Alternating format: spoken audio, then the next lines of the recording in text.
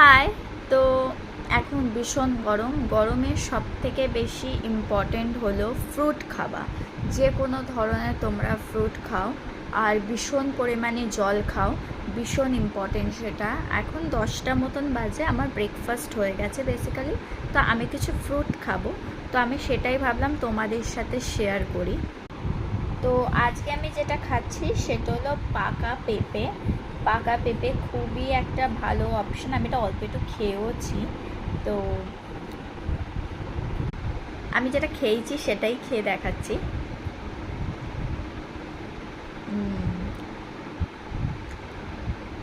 Yam. অনেকে fruits খায় না গরমকালে, কিন্তু ফ্রুট খাওয়া খুব দরকার। এই সানের হিটে ফ্রুট আমাদের যতটা বেশি জল দেয় আর কোনো কিছু জল দেয় না। প্রচুর জল খাও, ফ্রুট খাও, বাড়িতে থাকো,